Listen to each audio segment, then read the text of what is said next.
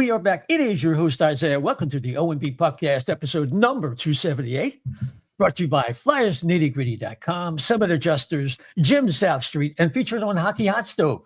And it just happens to be the finest hockey forum website out there. And if you go to hockeyhotstove.com, click on the Flyers logo, you'll see, scroll down, you'll see the insignia of the O&B Puckcast, and it connects you to all of our YouTube shows. And of course, we are streaming live tonight on YouTube, X, and Facebook.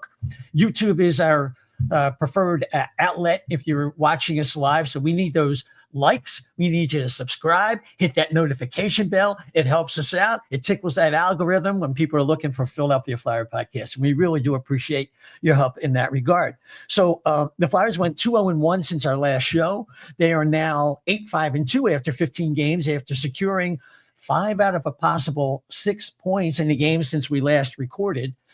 We're about 3 weeks away from Thanksgiving, historically, which has been an indicator for playoff hopefuls. So we'll see how that works out. Let's bring in the panel. First word tonight, Chef B. How's it going? Good. It was since we last met, they've got, 5 out of a possible 6 points.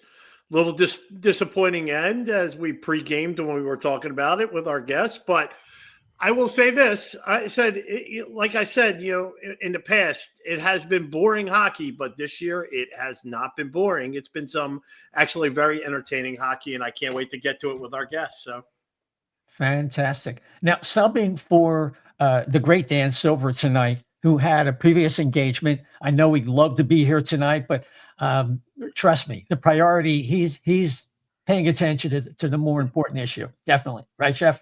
Yeah, oh, yeah. Yeah. So from RNJ Media Sports, once again, filling in Ron Mont. Ron, thanks for coming on. And what's on your mind tonight? Man, I'll tell you what. I'm a little nostalgic, and I'm a little bit looking ahead, and I'm a little bit finally starting to see some things click here with the Flyers. And man, I'll tell you what, it's a good time to be alive because there is just so much hockey going on no matter where you go, no matter where you turn. There is games up and down all day long, from the NCAA to OHL, CHL, to the NHL, to the AHL, you name it, there's just hockey going on. So I'm in a good mood. Yeah. Yeah, absolutely. In fact, we're going to have a show next week dedicated to the Flyers prospects and how they're doing so far. But that's next week. So this week, before we bring on our guest, Chef, you can see the Chiron if you're watching us on video and at home. You know all about Summit Adjusters and why you should call them instead of your insurance company if you do have property damage. But Chef, if you could just remind the folks once again about that. Oh, yeah, absolutely. It's that time of year. Yeah, in fact, it's a little windy out there tonight. The cold is settling in. Everybody's kicking on their heaters for the first time of the season, possibly. And look, if you got any puffbacks or smoke or soot damage from that, or the wind blows some shingles off you or siding off your house, by all means, call Summit Public Adjusters first before your insurance company. Hey, the wrong thing could get you denied on your claim. And, these guys are the best. They get you more for your repairs. Generally speaking, when you're hiring a public adjuster, you get 100 to 600% more by having them. So you definitely want these guys. They've been in the business 25 years. They're family run. They got, altogether, it's over 150 years experience with all their adjusters put together. So that's great. So give them a call, 215-752-0560. Tell them that the chef sent you, man. Fantastic. So, and joining us once again from 97.3 ESPN in South Jersey, we welcome back Kevin Durso. Kevin, how are you? I'm doing great, guys. How are you? Okay. But there are so many storylines. It's almost like the Flyers have this maddening way of winning or losing games. They get outplayed and win. They outplay the opposition and lose. So I call this episode the Mercurial Flyer Musings with our buddy Kevin. But first, before we get to that, there's an elephant in the room that we have to get to. But before that, even we have to mark what is the 40th anniversary of the passing of Pelle Lindbergh. And Kevin, I've told this story before. I was in an end zone seat at the Vet when the Eagles were playing the Atlanta Falcons. And on that day, the Eagles beat the Falcons in overtime on a 99-yard touchdown pass from Ron Jaworski to Mike Quick. But before that happened, it started filtering into the crowd that Pelle Lindbergh had been in an accident in the early morning, that he was in a coma, and they didn't talk about anything in terms of brain dead or anything beyond that. We didn't learn anything until we got back home, and needless to say, it was really devastating. You have a piece coming out apparently, and you have your own thoughts about that. Yeah, I feel like I've done this multiple times over in my years of covering the team, that the anniversary obviously comes up every year, but for me in my time covering the team, it's now crossed over 3 different, 5-year increments. I wrote something for the 30th anniversary of this in 2015, and now here we are 10 years later. And, like I'll be the first to admit Pelle Lindbergh predates my time of watching this team and all of that, but you guys have seen it before with everything I got going on behind me, this office setup that I have, this my office / studio setup over. There's a whole nother wall that most people don't see that's more Flyer geared, and Pelle's on the wall because he deserves to be on the wall. He's a key part of Flyers history. And this tragedy has lived on for 40 years. And it's beyond the tragedy itself. It's the way that now the documentary that's out, which I have not gotten the chance to see it yet myself, but everybody else who, if you haven't, go see it. I've heard nothing but great things about this. And that, again, that's 40 years down the line. And I think there's just so much, like, one of the things in what I'm writing for tomorrow has to do with how many things are aligning with this anniversary. That the 40th anniversary of Pelle's passing, we're still mourning the loss of Bernie Perrant, and who was his goalie coach, his mentor, his hero. He idolized Bernie. And you have that. The Flyers are going to play their next game on Wednesday night against the Edmonton Oilers, which is the same team that they played the first game after Pelle passed, the same team that they had faced in the 85 Stanley Cup final after, the year that Pelle won the Vezina. So all of those things just keep kind of lining up. It's just weird to me how that happened to work out that way. That look at what game's next on the schedule, ironically enough, this year, that you're going to hit the 40th anniversary. There's all this, with the documentary and everything like that going on. So there's even more attention, it feels like, this year. It's also, just because it's a round number too, there's more attention to it. And then they're going to play the same team that they played the first game out of that, when everybody's hearts were heavy. One of his teammates from that year, who was all of 21 years old at the time, Rick Tocchet, is behind the bench for the Flyers now. It all just really aligns in an interesting way this year in particular, more than the other years. 10 years ago, Dave Haxtell was coaching the team. I can't draw a parallel for that, with this, things like that.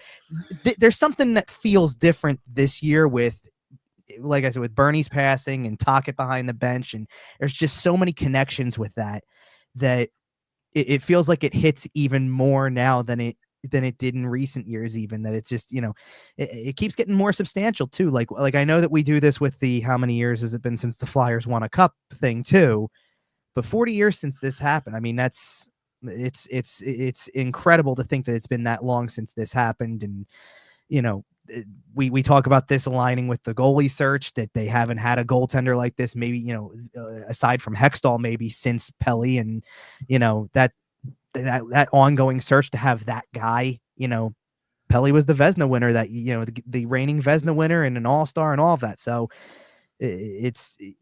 I love seeing how many people are talking about it, because it is a monumental anniversary in Flyers history. As sad as it is, it's a monumental one. Yeah, absolutely, Chef. Well, I just wanted to say, I bounced out there for a second. There is a push this year to try to get the Flyers to retire the number of him and they're playing on January 31st, 131. So, and I'm not going to say anything more than spoil it, because it was fantastic. I saw it Friday night, the first night out. It was amazing, but that was something that Bernie wanted too. He wanted his number to be up there next to to Pele. That's soccer. But yeah, he wanted him to be up there with Pele's number. And, so if you haven't seen it, by all means, you got to see it. I mean, it really tugs at the heartstring. There were certain things, I'm a 40-year fan, 45-year fan, and we got cable. We got, Stars or what was it? Prism back then. Yep, we got that because my mom was the hockey fan of the house, and she had to see her Daily Boy. So that was the thing. She liked him. She thought Bill Clement was a handsome man too. So she, all through the years. So she was a big hockey guy, a hockey girl, and she had 6 boys. She had enough to field the hockey team with a goalie and everything. So, but so with her, we got us into hockey very young. So I do remember all this. I remember that, when we found out, that was horrible. I mean, that was just like, talk about a city in mourning. And it was just, it was like somebody came up and kicked your dog. That's what it felt like. And there was nothing you could do about it. It's a shame. Yeah. Ron, I was wondering, your perspective. I'm not sure where you were living at that time or if you were following the Flyers as close as you are now. I was not following the Flyers. I was a couple years off of that. Like I started watching like right around 91, 92.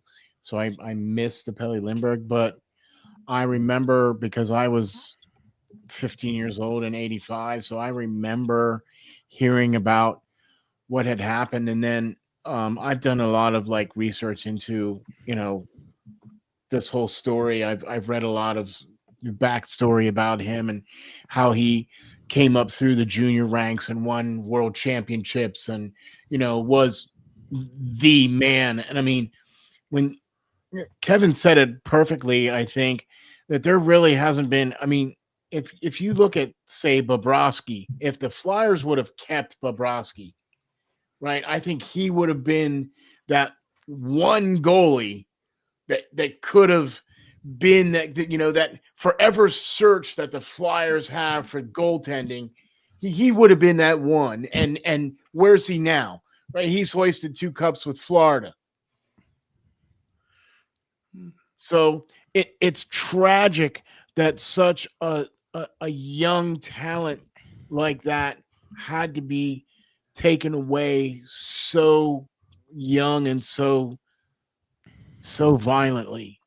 It's never a good thing to hear about an athlete that has to deal with that, their family that has to deal with that. It was the same thing with that player from Detroit. Like right after they won the cup or the year before they won the cup, that what was his name? Because that's Car accident. Vladimir Konstantinov. Konstantinov, yeah, right. And then they brought him back like the following year, and they put his name on the cup. Right? Okay, so I agree. I think Pelle's number needs to be retired. It needs to be up there with Bernie. Bernie took him under his wing, coached him, saw the greatness in him. I mean, Bernie was a Vezina Trophy winning goaltender. Pelle was too, you know what I mean? And the friendship, the bond that they had.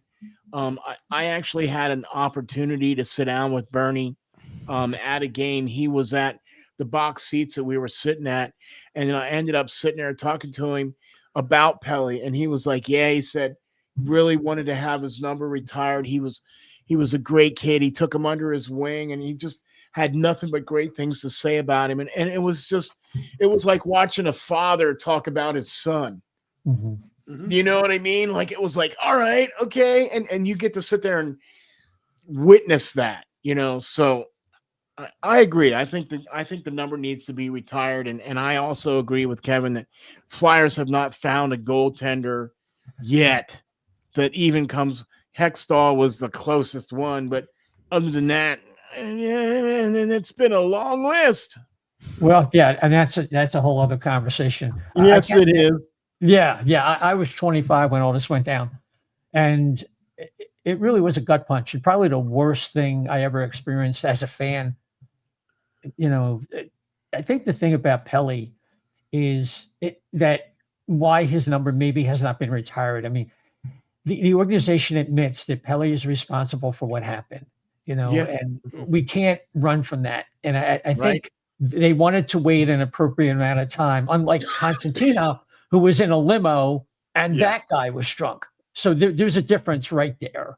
So I think maybe now enough time has passed where, the memory of what he did and who he is as a person, how outshines that one mistake he made. Because apparently he really wasn't much of a drinker. He was just kind of going along. Mhm. And that is a tricky, if you know South Jersey, that Somerdale Road, I think they've changed it a lot. So I've been out They that way have. for a long time.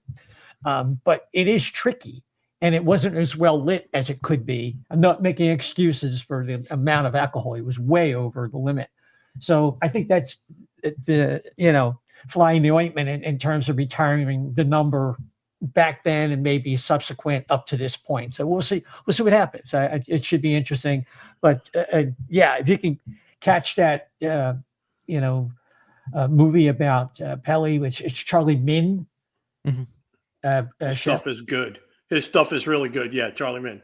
Yeah, check it out. And another good article in the Athletic today. So it's and Kevin, looking forward to your piece at 973.com or ESPN. 973ESPN.com. Gotcha. Cool, Want to man. make No sure you dot, know no that. dot in there. Yeah, Not no on the radio, but not on the Yeah. internet. Correct. Yeah, that's right. You got that. Rest in peace, Pelle Lindbergh. Unfortunately, Kevin, we got to talk a little bit about another passing in Flyers history. With Mel Bridgman, who's more kind of my generation at age 70, kind of like, in a lot of ways, is a more pugnacious Couturier. Never a gigantic scorer, but he did a lot of things right. But he was very, very difficult to play against. And it was always like in that top 10 discussion as a fighter. And there was enough video out there left over from the 70s and 80s to bear that out. What say you? Yeah, tough guy, obviously, kind of cut from the cloth that the Flyers always were. That's one part of it right there off the bat. I pointed out that because actually that one trickled out right after. I mean, it was probably within hours of the game Saturday ending. I actually went home first, and I think I saw it after I got home or something like that. That he had passed. And it was like maybe a day or two before that Leon Stickle passed away, which is another name that lives in Flyer. Oh, yeah. Oh, yeah. But they're forever linked because Mel Bridgman was the captain of that team.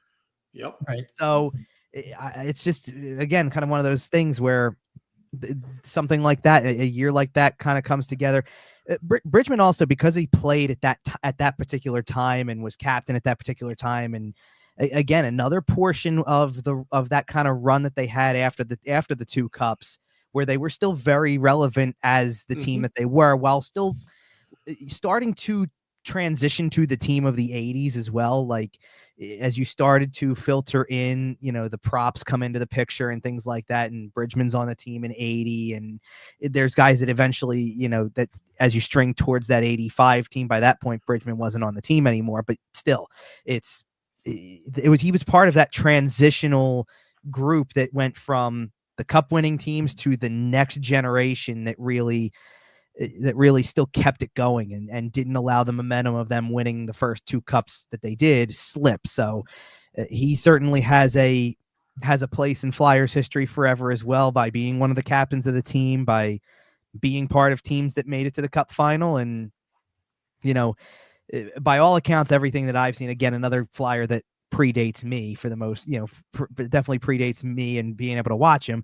But everything I've seen is tough guy on the ice, great guy off of it. So, super nice guy off the ice who just loved the game. So it's a great sentiment to have for somebody, that if, when you pass and when your time comes, if somebody says, you were this and you were tough to, a hard worker, you did all these things, but you were a great guy. That's what you want to hear. Yeah, definitely. I want to chime in here. Little fun facts, or a couple of fun facts about Mel Bridgman. He was the Flyers' target after they won the second cup. Just like, I think the next week they go and trade Bill Clement and something else, whether it was their first round draft pick to Washington, and he's the only first overall pick in the history of the Philadelphia Flyers. Bill Clement scored the insurance goal in the Cup winning game 6 against Buffalo. So people are like, well, this guy better be pretty good. So there's a lot of pressure coming in for him to come in the 75, 76 season. And I tell you, it really paid off.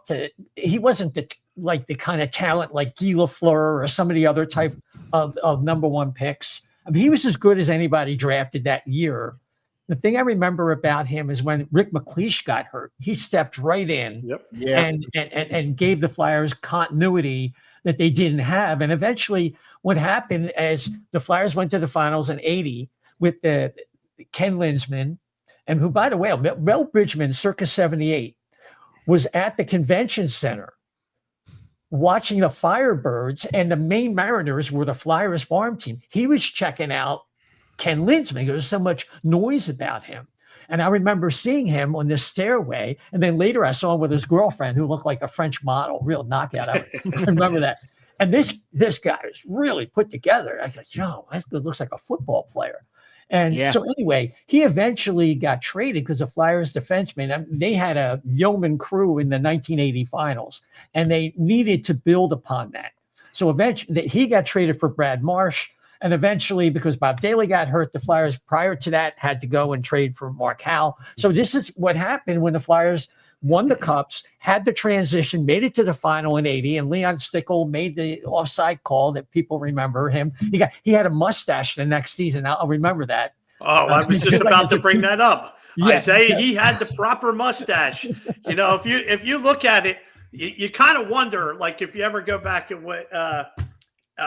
with the Chiefs Slapshot movie, the guy in there has the same exact mustache and I always wondered if there was an inspiration for all that. They had that, but it wasn't. It was the late 70s, early 80s that was going on. That was a popular thing.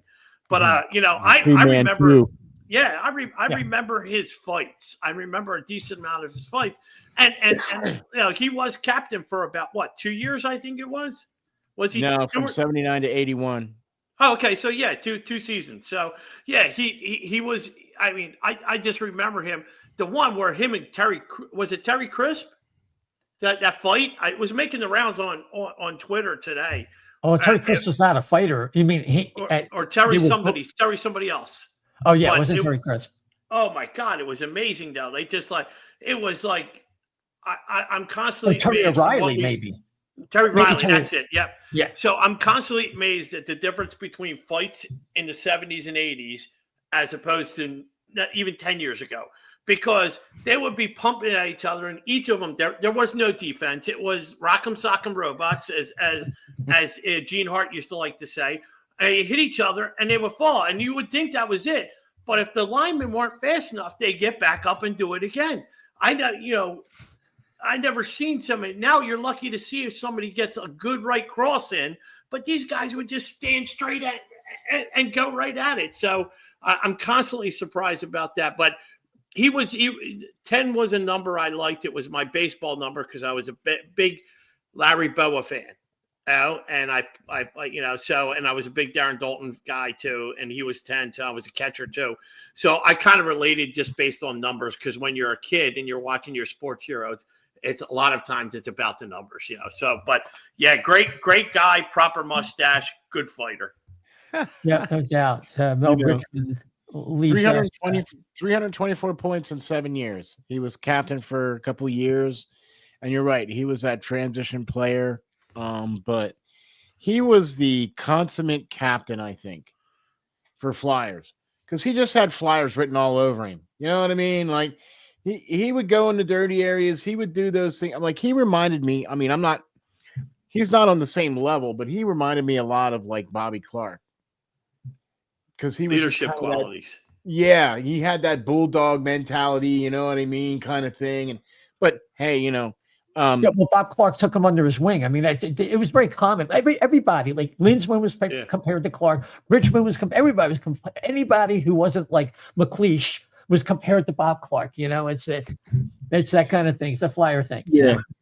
But it's sad that these guys, get, that we have to mourn the passing of these guys, but they were able to play for the team and be able to create a legacy for themselves that we get to enjoy now. You know what I mean? And it's the same thing with Bernie. You know what I'm saying? We some of us all have a story about Bernie or an experience with Bernie or anything like that, but long before I started watching hockey, I started watching Bernie Perrant, and he was one of my like all-time heroes. You know what I mean? And he was probably one of the main reasons why I started really watching the Flyers because of Bernie Perrant. And so, and with what I think with what you said, Kevin, because I think it coincides very, very much so now with the anniversary of Pelle, and now with Bernie now passing and things like that. You know what I mean? It's like, and I think we're getting a little too close to home here. I think, you know what I mean? Mm-hmm. Yeah. It's there's a whole line of players and that are leaving us, whether with our team or not, and it hits a little close to home. So Mel Bridgman passes at age 70, and we send our condolences to his family and the Flyer family, of course, as well. So, Kev, the modern day Flyers, wow, what a team. What a team. We talked about 5 out of 6 points. We could go through the games. The games right now really don't mean as much as what's going on off the ice, according to the fans, if you follow social media. And I think the big controversy is really the idea that it started, Kevin, I'll start with this. When Matvei comes out through Slava Kuznetsov, his translator, and admits that he was not on the ice for 4 months. And it's the first time in his life that he can remember, since he started playing organized hockey, that he just hasn't been on the ice. So obviously his training fell short. And that was a bit of a shock to people. That was kind of like, we all knew he came out of shape for whatever reason. Now the revelation, and then we'll go from there. We'll pick it up, the other portion of it. Well, yeah, because see, what's gaining so much traction on social media was really not too eye-raising to me. It felt like just another comment. That was the eye-opening one to me. I've been in enough of these to hear, when you hear something, when it stands out. To hear him say the 2 things that I thought stood out that Michkov said through the translator was about taking 4 months off, and then about losing concentration early in the year. And now I'm getting that back, so that's why things are going well. Those are the 2 things that stand out. So I knew right away I had something for my writing the next day. That was the thing that I pulled from that right away. Took time off, lost concentration. Now I feel like I'm getting it back. And sure, the disappointing part with that is you've gone 15 games now, or 10 to 14, let's be realistic, because the last 2 have been way better. But 10 to 14 where you can say he was clearly not in the best shape and had to get his legs under him and get back into game shape. And that's what's kind of weird about this to me is that it took him 13 games to get it figured out, and then 2 decent ones, like 2 really good ones that look more like the player you want to see. And they're 8-5-2. And it's the end of the world as we know it on social media, because the best player on the team didn't get a lot of ice time because, shocker, he wasn't in the best shape. So that's why he's not going out there as frequently. Admits it after kind of this month-long back and forth of what was it? Was he out of shape? Did he have an ankle injury? Is he just getting off to a slow start? What is it? Now you had an admission from the player that I just didn't play over the entire summer, essentially. Okay. And the team was still winning without it. That's the interesting part. They were finding ways to win. They were winning games. I mean, obviously there are certain guys that were reasons they were winning games. Trevor Zegras was a big reason they were winning a lot of those games early on. There were a couple of games that you could put it on and say Sean Couturier was the reason that they won that game. There were it was certainly not a small amount of games that they won because of Noah Cates, Tyson Forster, and Bobby Brink. There are games. One of my big standouts from the past week was Cam York. I thought he had a tremendous week. Amazing. And that's a reason why you're winning some games. So all of those things. Jamie Drysdale's had some really good games lately, and he's a reason why you're winning some games. Goaltending is another reason why you're winning games for the most part. I know we're going to get into that too, I'm sure, but there's all these other things, and you would think that the team has the record that the Calgary Flames do because of this. That not only is it the best player or is the supposed best player is not performing up to expectation, it makes it sound like the whole team is out of sync, that they don't get along with each other. I didn't sense any of that. For a team that just lost in overtime, they still seemed 90% lighthearted of the situation. Yeah. Zegras took it pretty hard because he felt like his mistake was what cost them. But, it's one of the parts of that Sean Couturier clip that's really gets cut out from all the recirculation and things like that is at the very top of it. Before he even really answers a question, we had just interviewed Konechny right before it. And Konechny comes over and goes, "Sorry, guys, my drink's behind Coots. I got to get back there." And it's like an awkward pause for a second, but he doesn't have to be like, Konechny doesn't even usually come in right away for interviews anyway. He kind of came in, knocked this one out, spoke about anything else that you would expect him to speak about. It was all typical stuff. And I thought the Couturier one was pretty much all typical stuff. Did he go a little bit more in detail on Michkov? Sure, but he was asked about Michkov. And this came after Michkov had spoken already. So this is after you get the admission from the player. I didn't do anything for 4 months. Let's ask the captain what he thinks about it. And you got an answer. And really the question wasn't, let's ask what he thinks about it. It was, what do you guys do to not have him get down on himself when he hasn't scored in a while? And it went a little bit more elaborate than that with like the play away from the puck and don't cheat as much and things like that. But he does that. Like, I'm sitting with not like we don't know that, right, Kev? I'm sitting with the view of it for everybody. I'm up at the top and I see him out by center ice and by the blue line looking for it on occasion. So I know he's doing it and they know he's doing it. So, and that's the way he wants to try to score goals sometimes. I get it. I just don't understand why we kind of can't be satisfied with the evolution of this. He more or less admitted a mistake that he's going to have to learn from his age 20 season onward. You can't take that kind of time off in the offseason and think you're ready to go for 82 coming up. But he made a play on Saturday that I certainly thought was that my reaction to that was, that guy's back. That guy is back to being that player, shouldering off a guy, getting to the middle of the ice, letting a shot go. Beating a really good, typically a really good goaltender. I know Ullmark's numbers aren't great this year, but he's, typically a pretty sharp goalie. That's the type of play that everybody waits to see from this guy, and he makes it happen there. And I similarly, he got himself into scoring position to score on Thursday as well. You're starting to get there. The points are coming for him. And as they do, it's only going to feed his confidence. That's what he thrives off of. So I didn't see any, I know what everybody's talking about today. I didn't see it being as much of a big deal as everybody else made it out to be. To me, it'll be a bigger deal if it prolongs itself somehow. If there's, now all of a sudden he goes on another 10-game slump, if there's more turmoil coming because it has to be asked about and things like that. I didn't see it as that big of a deal because it didn't seem like there was anything overly alarming about it. Yeah, I just want to weigh in, and Ron, I'll go to you when I'm done. I think people are forgetting that, like, the video of the mentoring relationship that Couturier has already established with Michkov going back to last year, even when they're at great point, the activities, the team activities, and they're golfing. And Michkov's not really sure how to hold the club. So Coots shows him an alternate grip and, things like that. And you could see them discussing something today. And this is something they've done in the past on the whiteboard with Tocchet. Yep. So people also made a big deal that Coots was trying to communicate with Michkov about an offside late in the game on Saturday. And that was all kind of shoveled into the discussion. And I think I have an idea what this is really, truly all about with the Couturier and Michkov and everything else. But I want everybody else to weigh in. And then, look, I run the show, so I have the privilege. Ron, you let's hear from you about this whole thing, this elephant that everybody's talking about. I'm with Kevin. I don't think this is quite as big a deal as everybody's making this out to be.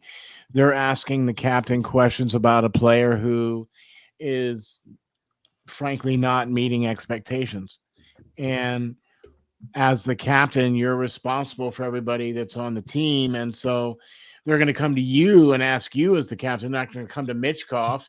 You know what I mean? They're going to come to you and be like, hey, what are you doing? You know what I mean? And so he had, I think, the correct answer by saying, hey, this is what he needs to do away from the puck. This is what he needs to do when he's not scoring, when he's not contributing, because you're not going to be able to have, 5 or 6 goals every night. You're just that's just not going to happen, right? Okay, so you need to find a way. And see, my biggest thing with this whole thing, and now hearing with the Michkov coming out and saying that he took 4 months off and all this other stuff, he had a very huge, tumultuous rookie season with the coach being fired like 3/4 of the way through the season, and then the relationship that he had with Torts wasn't all that great. You know what I mean? And so the fact that for the first time in his life he took 4 months off, he's now in the United States. This is the first time he's had any kind of freedom, really, because he's been in Russia this whole time. You know what I'm saying? And you got to see some of the things he was traveling and doing stuff with Fedotov, and all the guys were all doing stuff, and and it's like, okay, I understand that, but in that same breath, now he's learning Tocchet's system, and now he's trying to buy into Tocchet's system, and I think that although as a fan, you're not happy because you're seeing Michkov only getting 13 minutes a night or 7 minutes a night instead of where, we think he should be at 20 or whatever. You know what I'm saying, right? So this kid is, just like you guys have all been saying, he's 20. It's his second year. It's his third coach now, right? In less than 2 calendar years. You know what I'm saying? It's in a new country. I'm willing to give the guy a little slack, but I'm also with you, Kevin. If this continues on, if he does another dip, and we get another 10 or so games or whatever, then yeah, something's up. But as far as I'm concerned, I think the right things were said by the captain. It was handled by the captain. It didn't go to the coach. The coach didn't have to say anything. Tocchet didn't have to say anything about this. It was handled by the captain. And hey, it's being handled by the team, and the team's taking care of it. I would much rather the team take care of it and take care of their own guys and be like, hey, man, we know that you're slumping, so we're here to support you. We're here to help you get to where you need to go. So this is what we're going to do to help you get there. Mm-hmm. Gotcha. Yeah. Gotcha. Jeff? I would say this. I mean, I was listening to Jason Martinez on his show today, and he reflected back to several years ago when, Yandel was on the team, and he talked about accountability in the locker room. And he brought that up, and I thought, yeah, okay, that's fine too. And I think that's the difference between now and then. I think the players aren't – this room isn't a bunch of guys that are like seasoned veterans on their twining end of their careers either. So I think these are young, hungry kids that, I mean, if you look at the bench, I had a perfect angle of it. They're always jabbering now. Where before it was like half the other times, like in the previous teams, there was guys with their heads down or they had to be focused, that they would stare and watch the game. And there wasn't anything. And I think Torts took away the iPads when he was there. And I think that they're, and I get it. Once you get them focused, I get it. Once you get them focused, but now with this, these guys are actually going, hey, look, this is what we did wrong, especially the Kate's line. Oh my God, they never stop talking. And you see him like moving his hands around. So I don't have a problem with any of this. I actually don't think it was bad. I think actually if you really listen to it, Coots is actually giving him a compliment when he says, he's not making those mistakes like he did before. He's not cheating as much. And, there's times for that, he says it. And then he brings it back to like, hey, it's basically like what anybody does if they've ever been in a management position. Sometimes You say you discipline your people in front of people, but you do it with the kindness sandwich, and that's what he did. Got propped them, corrected them, and then propped them at the end. And look, as a chef for 40 years in that business, I'm telling you that that's what we dealt with, stuff like that. So, and then on the other hand, now I will say this: I don't know if like I heard he hurt his ankle, and it was like in a beer league type thing. It was like, well, not beer league, but I guess all the professionals that weren't, like non-check and keep it simple. It's like that league that JVR. What's that? I can't think of the name of it. What is it? The league JVR is in the summer league where they're just kind of they're just chilling, whatever it is. It's a Russian version of that. Yeah, they're chilling and they're just doing that. And he hurt his ankle. Okay, I can understand why he would be a little apprehensive about going back. But, like, I looked at him, what he didn't spend on the ice, sure as hell looks like he spent it in the locker room, though, because he's definitely bigger. He's definitely thicker. I don't think he's fat at all. I'm not saying he put on, like, bad weight. His neck is ridiculous. I noticed it right away. And then and I'm going to bring it back to what Kevin said. That goal, I was there. I saw that cut when he back check, he hit, reverse check like Voracek used to do, right? And he gets away, puts a little separation, and he moves, and he really just faked him right out of his pants, and he opened himself out and split the defense and a defensive that were coming down low, and the guy and the forwards up top. Nobody knew what to do. So, I mean, okay. He's getting it. He's getting it done. I think he still has to figure it out. Like, look, when we would do, I was on the radio show, and it was like we were talking about sports, and we would bring up football league, and I'll compare it to this. It's the NFL, not for long.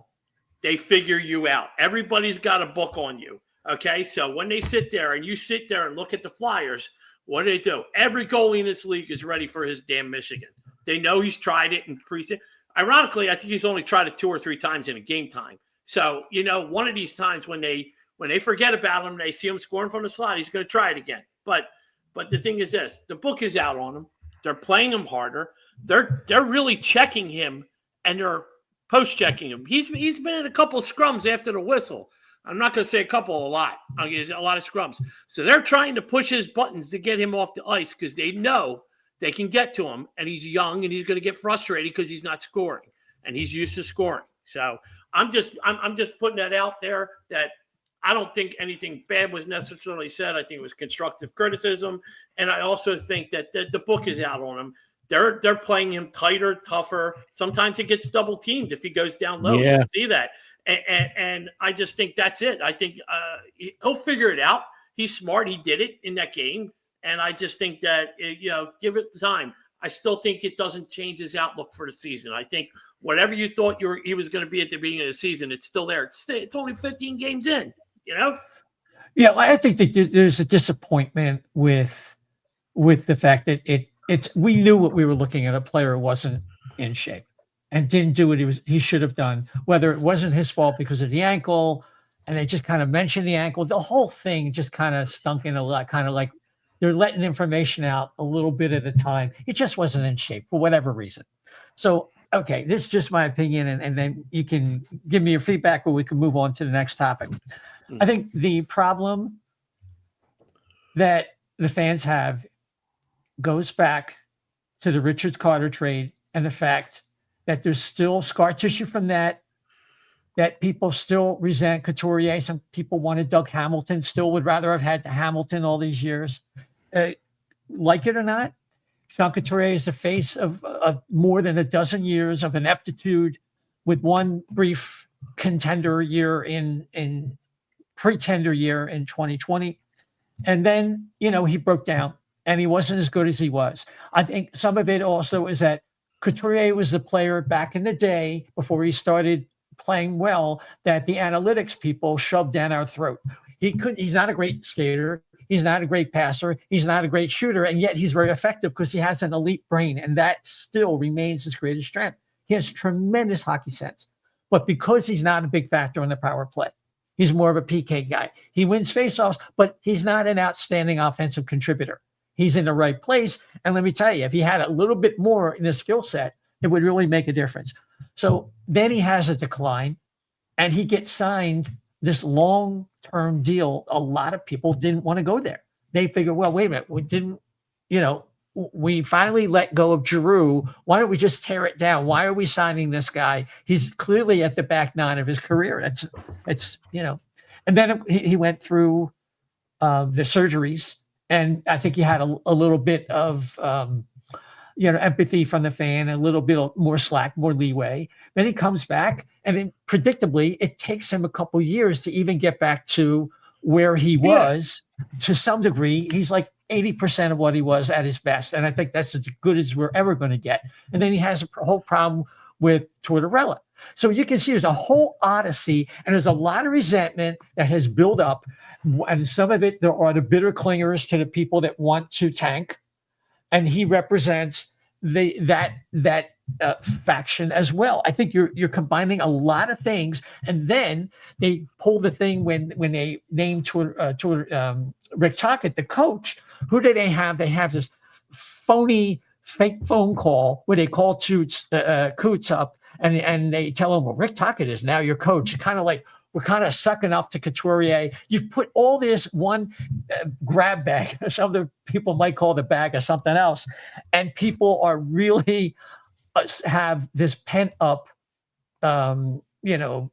hatred, resentment, whatever. And then he's out there saying Michkov is, getting criticism, and he looks like he's gesticulating when he's talking to Michkov, who's probably, moving his arms and very animated because there's a language barrier. So I think a lot of it is what I mentioned, and it's just pent up through the years. And now you see San Jose and Chicago and these other teams. Anaheim. Did to Anaheim, especially tanking, especially with Gauthier into the bargain. And the people are seeing this, and they see Couturier as a poster boy for wanting to not tank. And they're playing a guy, the career, he'll never play up to that career, to that contract, I should say. And I think that's what it is. I think it's a lot of pent-up resentment, and this bursts the bubble. That's what I think. Kevin, anything?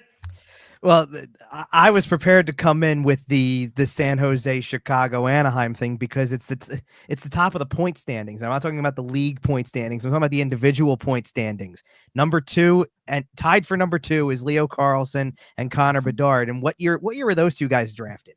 Same year Michkov was. So there's like an expectation that he's just going to join that group effective immediately. And then Celebrini's right behind, and with what Gauthier is doing and all of that. And it's one of the things that drives me nuts because I don't like to reflect, and I shouldn't say reflect, but I don't like to live in like hindsight like that. Mm-hmm. Yep. Like, listen, I'm with you. The day that Cam York was drafted, I would have taken Cole Caulfield as well. I'm not saying that, but I appreciate what Cam York has done to develop into the player that he is, to be effective enough for me to say, you're playing like a legit number 2. By the way, like he came back from injury early in the year, and all of a sudden, I think he had played 3 games, and I looked at the average time on ice rankings, and Travis Sanheim was 2, and Cam York was 7. And it blew my mind that there is a pairing, 2 defensemen that the Flyers have, which is a position of weakness typically, that they got 2 guys that aren't getting blown to smithereens by playing 25 minutes a night. And then Drysdale's doing it too on occasion. It's like, it's not like you did bad with some of these decisions. You didn't do as well as the next guy. And I know that that's always the comparison, but you didn't do bad either. And if Michkov at 20 can continue to develop into what you think he's supposed to be, and I'm a big advocate for picks like I liked the Forrester pick. I thought he was going to eventually, and he's continued to kind of eventually take those steps. I think that I was not going to expect that with Noah Cates, but I appreciate his development. I'll tell you right now, maybe a year ago, if you would have asked me about Bobby Brink, I would have said, I don't know what his next contract's going to look like or if it's even going to be here. I'm changing my mind as it goes because he keeps finding a place where I see the growth. I see him being more of a complete player, and it shows me signs that things are going in the right direction. I understand the thing with Couturier because, and I think, to be honest, I don't think you even need to compare it to other people or to look at anything else other than how long he's been here. People just love that aspect of it. It's been a long 15 years for this franchise in general, and Couturier is a large part of it. 13, 14 years of it. that's enough to do it. That will do it for people that you've been here for so long through this era of losing and not being successful and not losing enough to get the number one pick, other than that 1 year that it ultimately, you were the one team that it didn't work out for compared to everybody else. Yeah. You know, that guy's name's on that list too, by the way, in points. Cale Makar is up there too for everybody who's interested.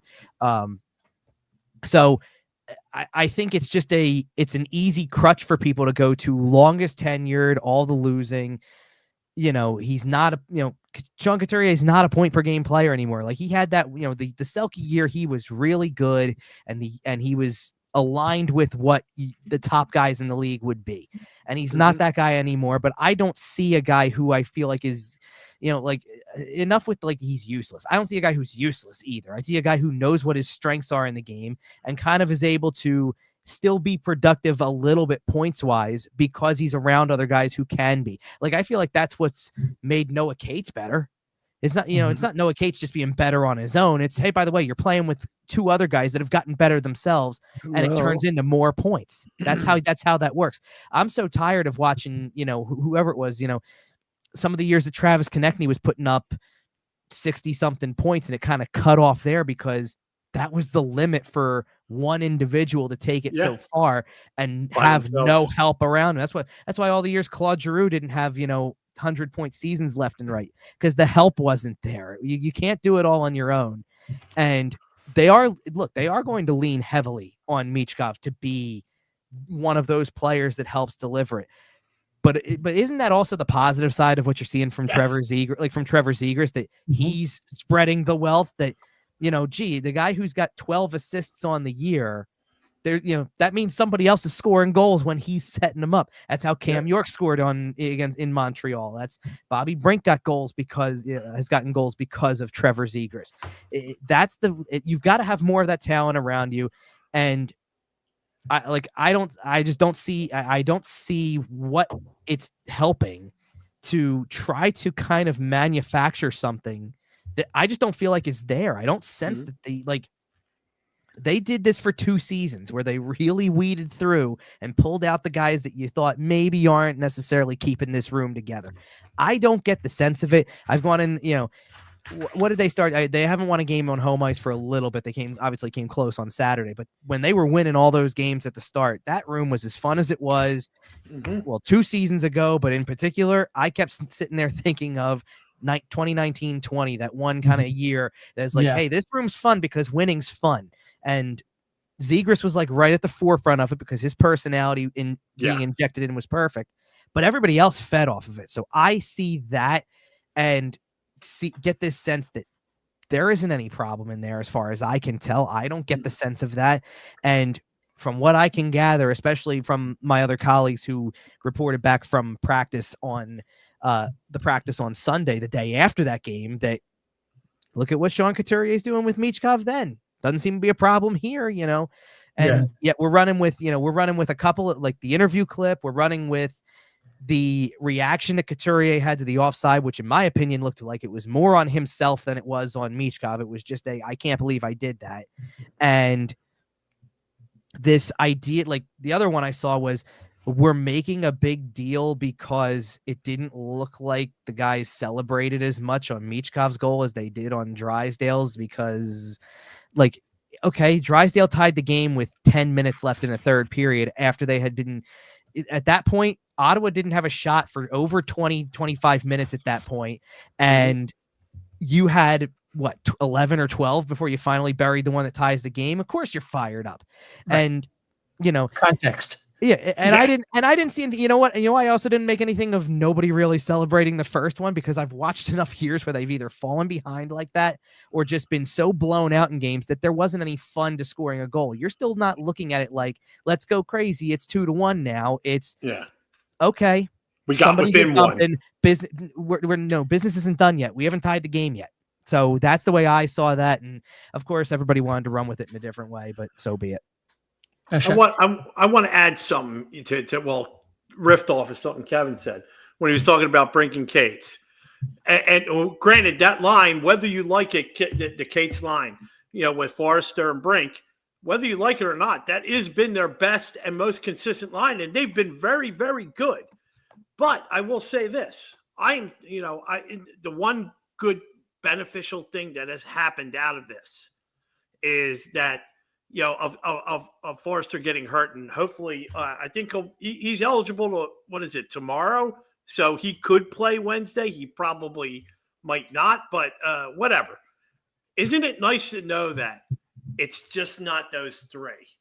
That even without them being together, and you insert Kate somewhere else and Brink somewhere else, they're still producing. You know what I mean? They're still good players. It's not that like, oh, well, it's all or nothing, that kind of thing. So I thought that was something that also to look forward to, just in case for other things that might happen during the course of a season. Well, listen, I also, now Dan could not be here tonight, as you well know. He did weigh in with his opinion. You can check that out at DSilver88, at DSilver88. It's also, I retweeted that also on our account at O&B Puck, at O&B Puck on X. So check that out. I wanted to make sure Dan was represented because he's doing something that's extremely important and good for his future tonight. That's why he couldn't be here. So I think that we should kind of leave it there.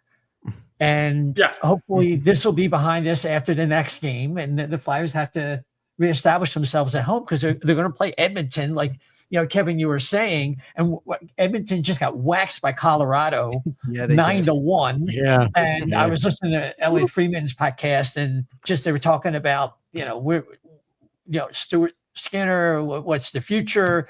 But they came out really slow last year, and I'm hoping now. I think they have to play the Blue Jackets. Is it tonight or tomorrow night? Yeah. They're actually. I think they're either getting started now. They might even be actively going. I'll check really quick. They start in literal minutes from when we're talking about this. Right. So let's root for an Oiler victory, so we don't get the wrath of McDavid and Draisaitl. That's all I'll say with that. So considering where Columbus is in the standings, that might be a possibility. Yeah, Columbus is toward the bottom. Yeah, one of these days they're gonna wake up. They got a lot of talent on their team, but So although I like Leo Carlson better than Fantilli, just a little bit, and it's turning out so far that it looks like Anaheim made the right move. But still, I mean, a long way to go. Both are really, really good players, which either one of them would look real good in orange and black. Anyway, one of the reasons that the Flyers were able to get back to winning was Dan Vladar, after a couple of rough starts, comes back and played really well. Got his he apologized apparently after that wild game in Montreal, where the Flyers played their best period of the season, got out to a 3-0 lead, and then watch as Montreal scored 4 in the second period, and it was crazy.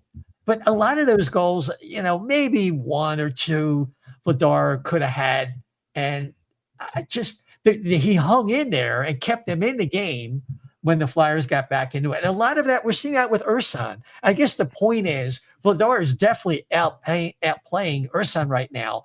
But if you look at some of the goals saved versus expected numbers, the spread is not quite what you would think. What's your view on that? Yeah, well, Vladar has been outstanding. That's part of the aspect of it. Like, there's so many games he had, especially early in the year, where it wasn't just it's not just the saves above expected. It was just truly, it was shot volume. I mean, they were giving up a lot more shots earlier in the year, and then Ersson would kind of get that. I called it this on Saturday too. I called it one of those games because you give up 13 shots on goal, 3 of them go in, you lose a game. Right. When you limit a team to 13. Well, and Ersson's played a game where they gave up 15 total shots to an even better team than Ottawa by a long shot, last year's President's Trophy winner, and you lose the game 5-2. And, it's one of the most encouraging things about the team in general so far is 8-5-2 record. Obviously the 2 mean overtime losses. So you're right in those games. 3 of the 5 regulation losses are by a score of 2-1. So you're consistently being competitive. You're really not throwing up many duds here. And that's encouraging. I know there's always conversation about whether or not it's entertaining or boring play sometimes, or whether, whatever. they've won 8 of these games so far. Of the losses, only 2 of them are, and that's even just on the scoreboard. I mean, you could argue for in the Winnipeg game, it's closer than a 5-2 game based on shot total. You limit them to 15 shots. How do you not be more competitive in a game like that? It probably should have been. So all of those things factoring in, I just think that the one thing that I will say about Vladar over Ersson right now, even though the numbers align, because the one big thing you're talking about is with the goals saved above expected, is Vladar's is through the roof and Ersson's is level. It's like almost dead even, like 0. Like there's almost no above or below. It's not like it's in the negative or the positive. He's like stopping everything that it appears he should be, or I guess making up for the weak ones with ones that should go in, whatever it may be. There's just seems to be, and I can feel it in the building from the games I've watched, there's an air of confidence with Vladar that doesn't matter what it is. It goes his way. He's going to stop it. Versus, like, I could feel it the entire and the goal that ultimately goes in that Ersson gives up in overtime is certainly not one that he's going to be able to stop, and it's not his fault. But you felt that the whole way through as they're not getting any shot volume on goal. Oh boy, that next one, it's going to be a weak one. It's going to be one that we think he should stop, and it's going to go in, and you just get that sense like the puck's going toward the net, and you just have no idea whether or not that's going in or not, because that's been Ersson's track record. Vladar has been so good that you think everything is getting absorbed, and you're going to be shocked. Like I'm trying to remember which one I guess it was. No, it wasn't. Maybe it was the only goal he allowed against Nashville on home ice. I'm thinking of, not the one on the road. That it looks like it kind of like it deflects ultimately because it hits the defenseman in front of him. But it looks like a shot that you're like, that doesn't look like it's going to go in, and then it does. And you're surprised by it because Vladar hasn't allowed many like that this year that are from that range. Looks like he's got a clear lane to it. It just happened to hit something. You feel that way about Vladar, and then Ersson gives up the ones that he gives up. And like, I got nothing against Ersson giving up the first goal to Stützle. It's a turnover and it's a quick one-timer. It's in the net. There's nothing he can do about that. But it doinked off his mask. But it was just one of those things, like you could feel, again, the social media bubble kind of like percolating here with, well, it was the first shot of the game, or it's 2 shots in, and here we go. Look at the save percentage and things like that. Like just reveling in that number that he has. When it's funny. Every time I do one of my game previews and I get everything set up, there's goalies all over the place that have save percentages that are kind of embarrassing, that make last year's Flyers goalies look pretty elite, kind of. To a degree.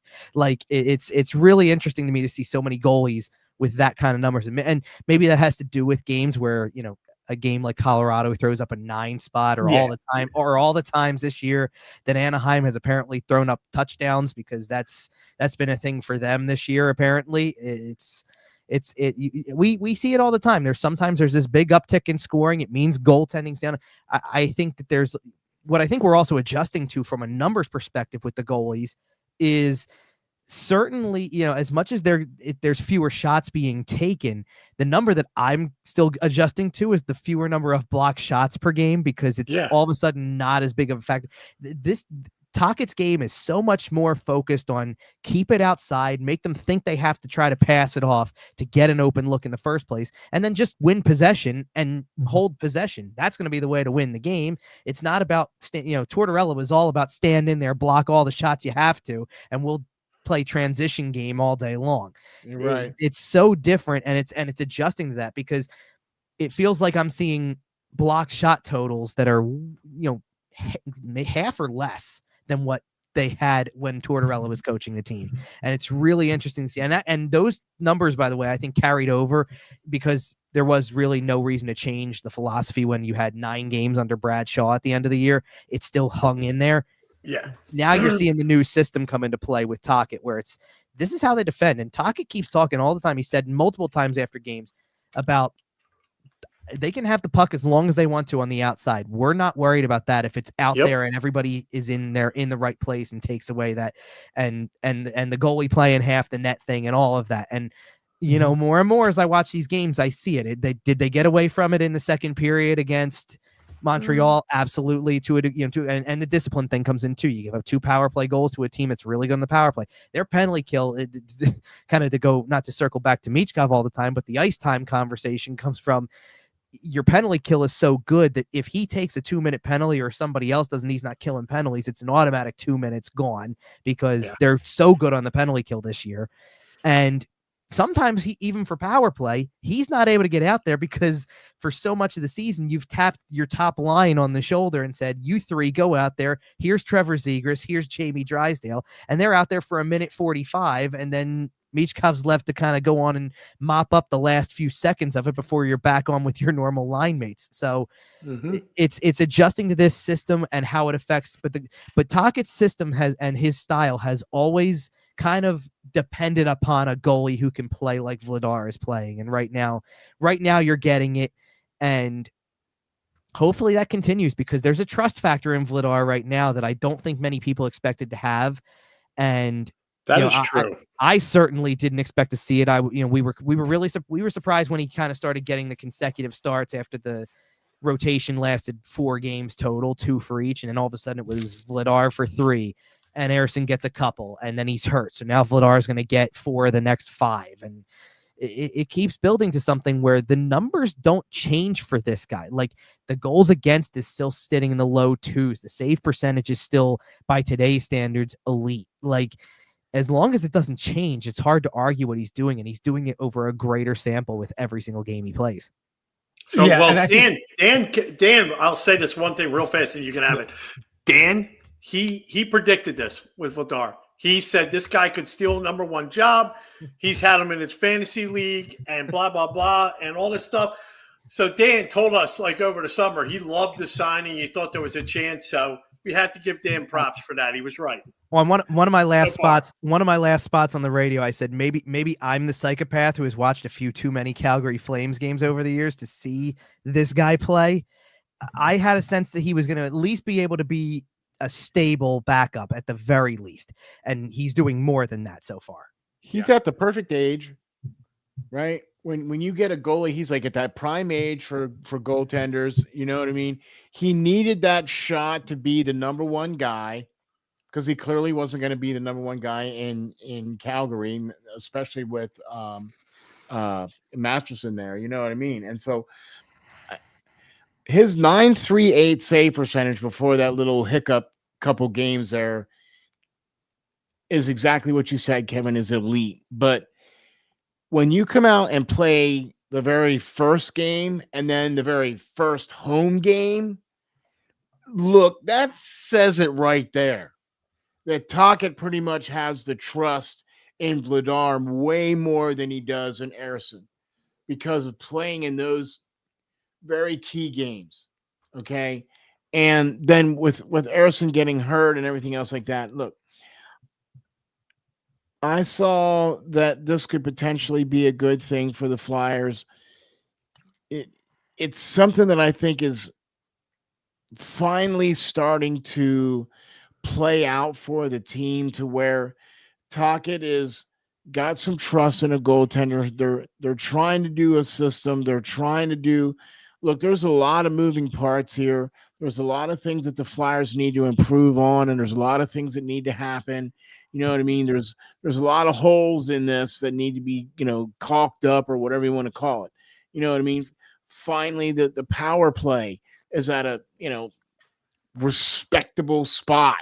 If you want to go or be anywhere in this league, you got to have a power play that can be at least somewhat, you know what I mean? So I like Vladar. I like what he's been able to do in net. And I also like with what Kevin also said too, where we're seeing improvements from the defense, from the Cam Yorks. We're seeing the, that kind of thing where the fact that there's not that many shots even getting through. You know what I mean? Like you're not blocking a lot of shots, but because they're keeping them to the perimeter, there's not a lot of shots being taken. And not a lot of east-west. Exactly.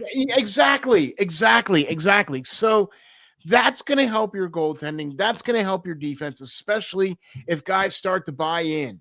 right? We're now at game 15. I think you're now starting to see that where guys are starting to buy in now to the Tocchet system. I also think something else too, and this, I'm going to throw a conspiracy wrench out there. I also think that the condensed schedule with the Olympics coming and the condensed schedule, I really think that has something to do with maybe potentially why the Anaheims and the Chicagos and some of those teams that we weren't expecting to be very good are now very good because they're like, hey, we got nothing to lose. Why don't we just balls out until the break? Because there ain't going to be a lot of guys on our team that are going to be playing the Olympics. You know what I mean? So I don't know. Just throwing my 2 cents. Well, I mean, there's a lot of young talent there, and it all comes together. And don't forget Coach Q. That matters as well. Yeah. So, yeah, but I mean, it's not just Anaheim though. It's the Chicagos, it's the Detroits, it's the those other teams that people are like. I mean, yeah, but they've drafted each have drafted 15 guys in the top like 45 Agreed. players. Yeah, I mean that's a huge part of it too. But I mean, and it's one of those things where you're starting to see those players come good now. But I think that might be some of it too. Yeah, I don't want to jump ahead and spoil your next show eventually, but there are guys you're going to talk about next week who are doing pretty good things right now. Yeah. Yeah, absolutely.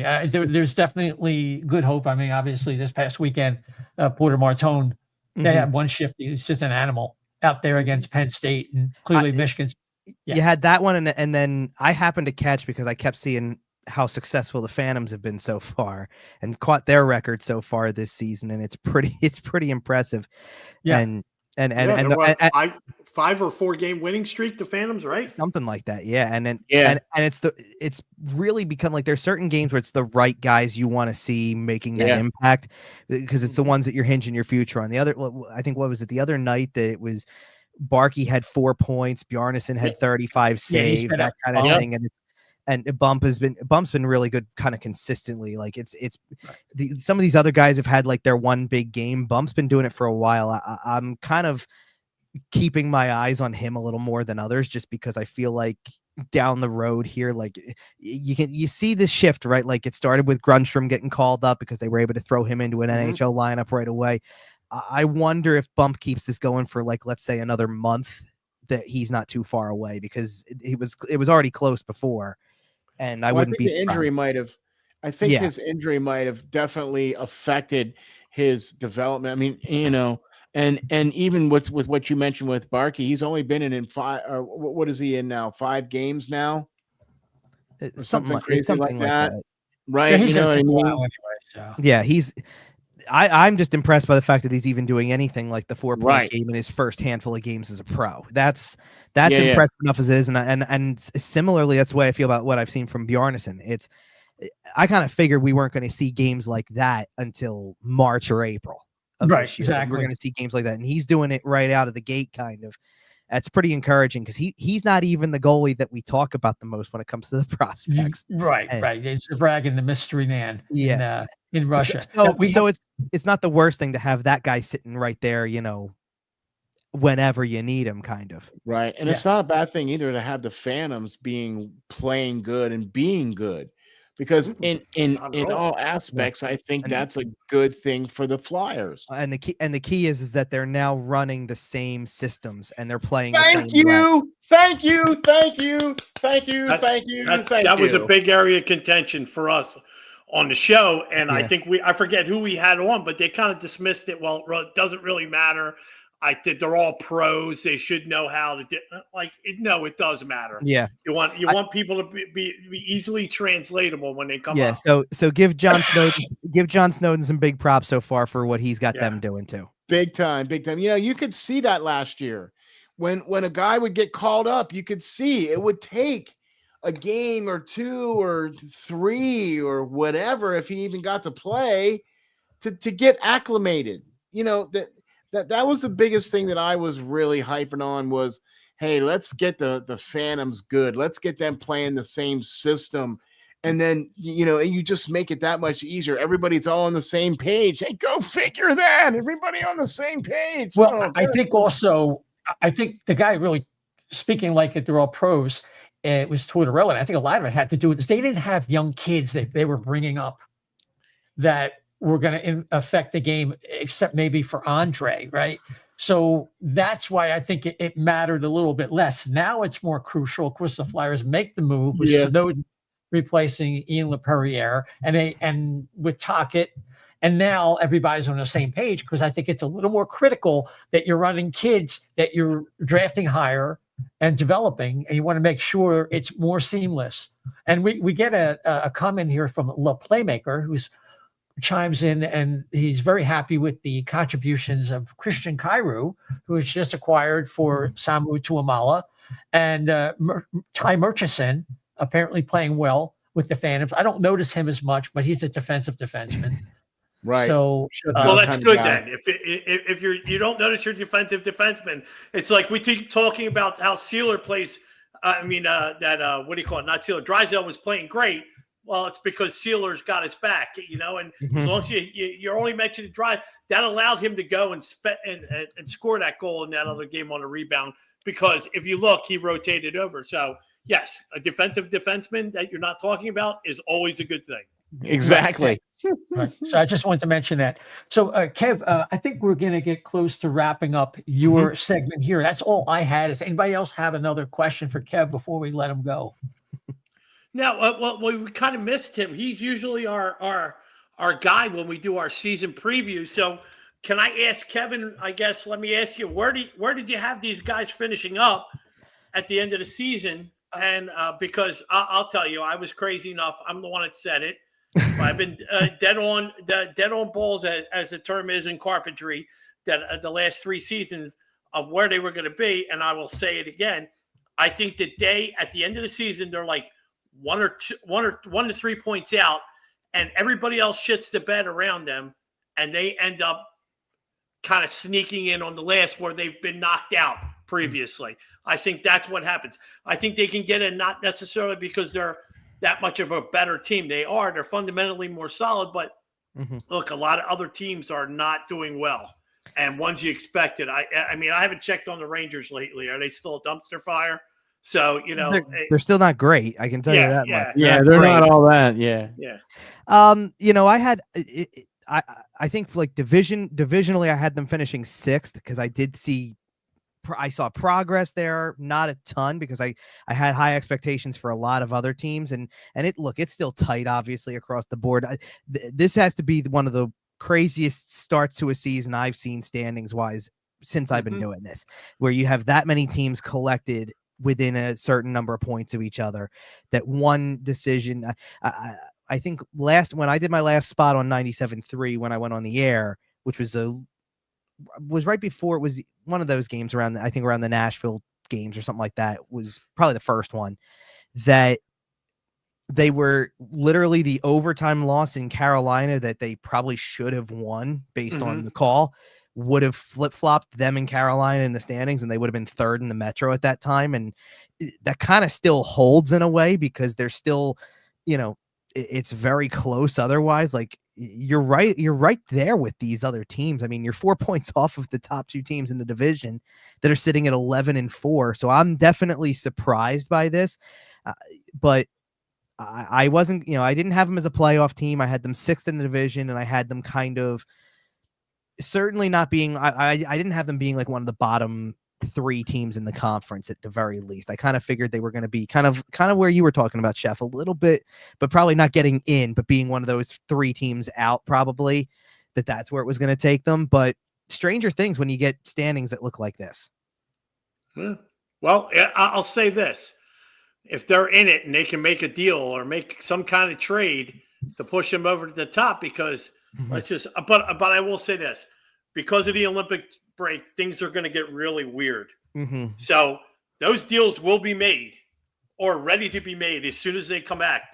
A lot of talking is going to be going on while these guys are playing overseas. Yeah. And when they come back, you're going to see some bulk trades, and everybody's going to lock up their teams for the playoffs. And I think that's it. Okay. That's me. Gotcha. So Kev, where can people find you Sure. Online? And let's preview your article tomorrow at 973ESPN.com. Yeah, so at 973ESPN on social media, 973ESPN.com. Again, that's 973ESPN. No dot for the URL there. You can find all my stuff there. Still at sportstalkphilly.com. And I'll throw out this also in addition to the article we're talking about that'll go up tomorrow morning at some point. I've got a new podcast going on out there too that is kind of in conjunction with the radio station and all of that. It's Awesome. called the Flyers Files Podcast. It's every Wednesday, typically in the morning hours, but might change a little bit depending on game schedule. So this week it will be Wednesday morning. I can tell you that much, and probably be talking a little bit about the elephant in the room this week, as we had talked about. Also do want to make sure we get a Pelle tribute in there for that one as well, and things of that nature. So all of those types of things are on the table, but that's every Wednesday, and you can catch that on for YouTube. That's going to be at BFA Live Sports is the channel for that. It's also all over on the X platform. You can find it. It's on my handle, which is at Kevin_Durso. So it's also on, all those other types. It's shared out multiple places with that as well, but you can find it on mine and all my game coverage there as well. Fantastic. Kevin, thanks for coming on tonight, and we look forward to having you on again very soon. You take care. My pleasure. Yeah, my pleasure. Thanks, guys. Thanks, Kev. Okay, so gents, I just got a couple more things to clean up before we get rolling and call it a night. These games, we just there's so much going on. We just kind of squeezed out the fact that the Flyers had this weird penchant for being outplayed and winning, and outplaying the other team and losing like they just did versus Ottawa. But one thing that came to the fore in both the last two games, they didn't come out to play the way they should have, and they played probably half the game versus Ottawa. Maybe like the second period in the beginning, they were kind of even, and then they just dominated. And against the Predators, there were long stretches where the Predators had the puck and the Flyers just couldn't get the puck.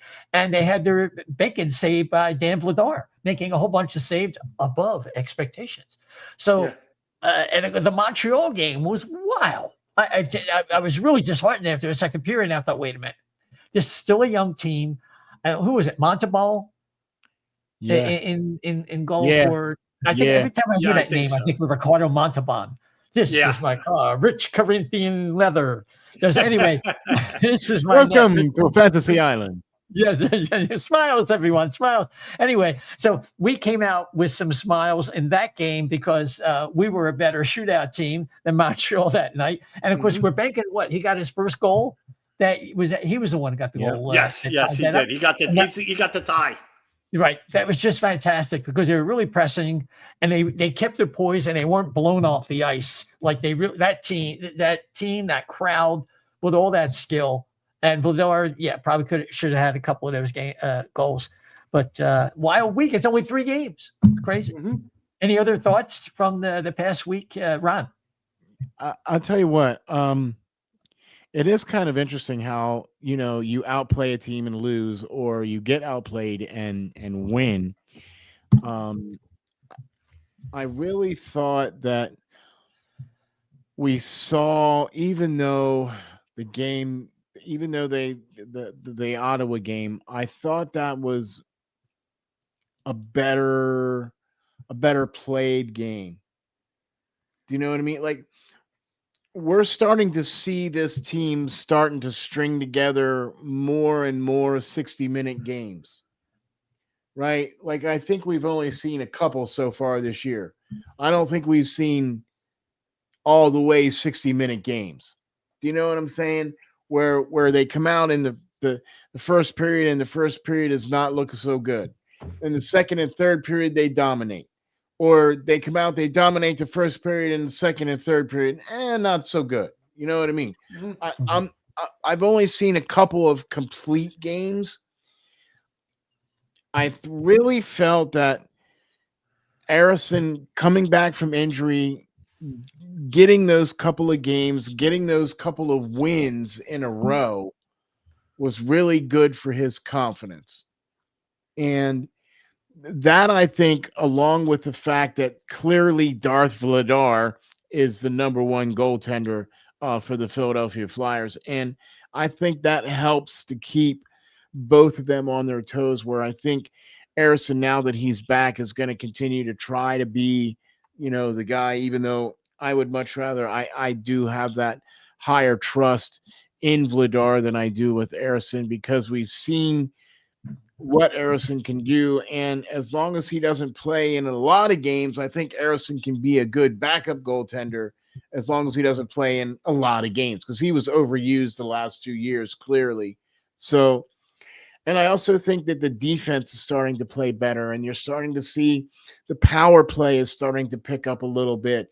And the penalty kill has been playing really, really well. But here's the big thing. You need to win faceoffs, especially if you're in your zone on the power play, because the Flyers are wasting way too much time losing the faceoff and then having to go all the way back to come all the way back in to get reset up for the power play, right? So there's those little kind of things that I think are on the way of getting improvement, but I'm with Kevin. I don't think I see the Flyers even as a playoff team this year.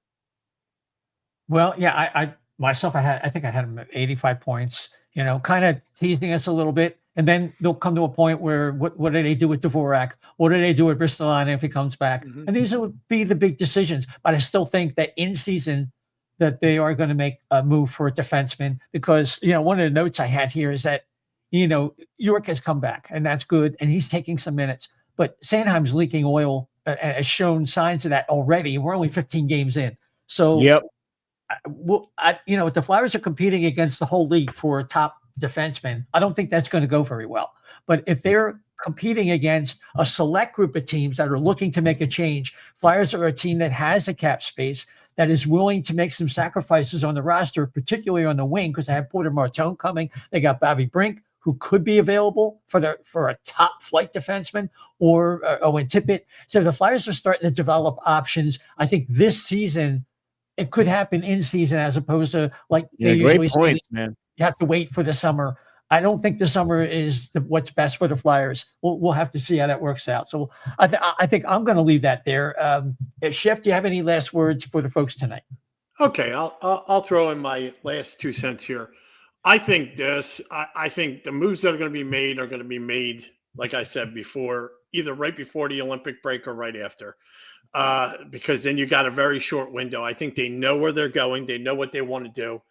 I think that if we're talking to who's on the block to get traded, obviously it's Dvorak. It is an obvious answer. I think there's a handshake wink deal there. Hey, look, if it looks like we're out of it, we're not going to do a playoff run, we'll send you to somewhere, blah, blah, blah. But I will say this. I don't think it's Brink that's the one and up. I think that they're looking more at Tippett, because Tippett's contract is kind of reasonable, especially with 2 years of cap going up. And I think that if he could show a little bit more going on, I think it'll end up benefiting him. Because look at it like this: Bobby is he still RFA? Is he going to be an RFA still? Yeah, that's a good question, right? Yeah. So why? My point is you don't really trade away to RFAs unless you're getting something huge back. Well, it's that kind of trade. That's my point. But yeah, I don't think people are willing to go out on a limb for Bobby Brink. I think the Flyers know what they got. I think the league is a little bit slow to it from there. So I think that you could get Bobby Brink probably on a halfway decent deal, and that's going to look like a great money trade, because down the line you're going to need money to pay Martone and other high end players. So I think don't forget one thing: Bobby Brink is arbitration eligible RFA, so that becomes a little bit tricky. That's true. It's not cut and dry, but I think with what he's done for the team, and I think he knows that he could be that guy that they need eventually. But I'm just saying, that's just me. I still think I'm going to hang in there. And look, man, we're on game 6. Game 6 of OTs. If you hung in there with me, and when I told you at the beginning, the over-under is 24. That over 24 is looking pretty darn good right now. So if you extrapolate it out, they're definitely got, that puts them at like 29 or 30. So just saying, but if you want to argue with me on that, hey, or in anything I said, because I know I have a different eyes. I can see things differently from other people. You can yell at me at Chef the Left B on Twitter, Chef the Left B on Twitter. You got it. Ron, your final words for tonight. I'm looking forward to the next set of games because I think it's going to be a good game against Edmonton. I'm looking forward to that game. Edmonton, not exactly where they want to be right now. So I think that's going to be a good game. I think that's going to be a good test for the Flyers. Everything I think is going to be a good test for the Flyers moving forward. I have faith in what Danny Briere is going to do for this team to make it better. Not necessarily tomorrow, but maybe in the future. I also agree. I think that any moves that are going to be made are going to be made either before the break or just after the break. I think that works out better for the Flyers if they are going to make any of those kind of moves. I also agree with Chef, too. I think that Tippett is more of the player. I think maybe more on the block that could bring a better return, I think, for the Flyers as far as that's concerned. So I'm just – look, the Flyers are never going to tank.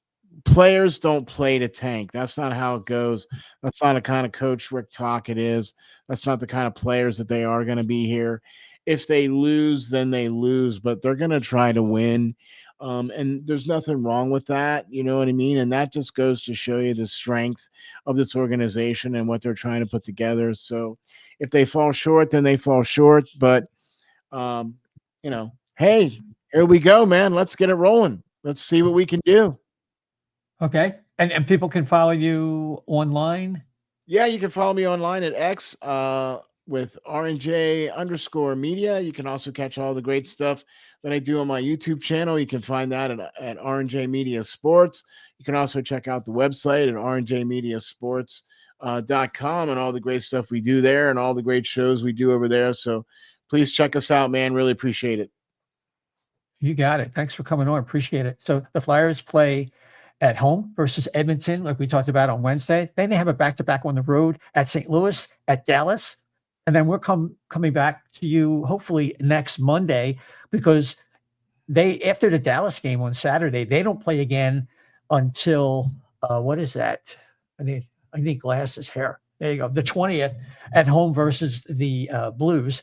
So, it's going to be another interesting period of time here, and these games should wash away some of the things that we spoke about, and maybe there'll be new drama. It wouldn't shock me. So we hope to have a prospect update show. Again, we're going to hold back on the guests because every time I do that, something comes up and we got to change it. So, but we will hopefully be back with you next Monday.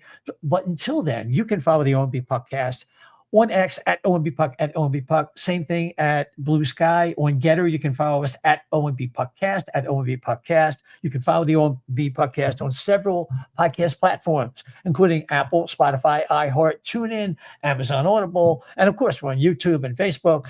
And you just type in O&B Puckcast, it should pop right up for you. If you could follow and subscribe, it really helps us out. And don't forget the like button on YouTube. We definitely need that as well. We really appreciate it. And it helps move us up the charts when people are looking for Philadelphia Flyer podcasts. So that's all we have for you tonight. And until next time, everybody, thanks for listening and take care.